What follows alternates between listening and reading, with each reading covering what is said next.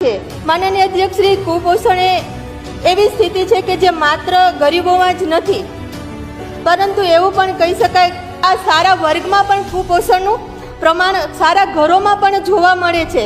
અલ્પપોષણ અને અતિપોષણ પણ એક કુપોષણનું પ્રમાણ છે, એક પ્રકાર છે. માનનીય અધ્યક્ષ શ્રી, અલ્પપોષણ માટે અનેક કારણો જવાબદાર છે. એમાં જન્મ સમયની સ્થિતિ, બાળકના જન્મનો ક્રમ, માતાનું આરોગ્ય, સામાજિક આર્થિક સ્થિતિ, રહેણી કહેણીના ખાનપાનની ટેવો, કોઈ ચેપ, કૃમિ વગેરે જેવા અનેક પરિસ્થિતિને અસર કરે છે. આમ અનેક કારણોસર કુપોષણ માટે જવાબદાર છે. આજે શું ખાવું અને શું ન ખાવું એ માહિતીનો અભાવ છે.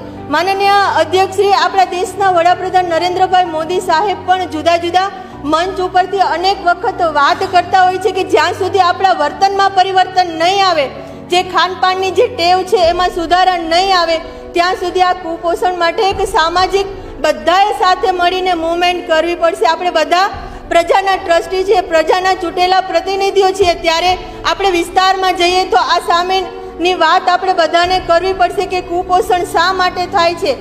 આજની દીકરી છે એ આવતીકાલની માતા છે. જો આજની દીકરી છે એ આજે સક્ષમ નહીં હોય, હવે પોતે સક્ષમ નહીં હોય તો પરણીને સાસરે જશે તો સ્વાભાવિક છે કે એનું જે બાળકનો જન્મ થશે એ કુપોષિત બાળક થશે.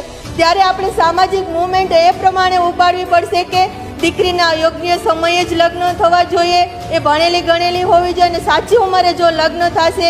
દીકરીના પોષણની ઘરમાં પણ ચિંતા કરવી પડશે. આંગણવાડીના માધ્યમથી તો આપણે 1/3 ભાગનું એને ભોજન આપીએ છીએ, પરંતુ ઘરમાં પણ એને વ્યવસ્થિત ભોજન મળે, પોષણયુક્ત આહાર મળે, એ પણ ચિંતા કરવી પડશે.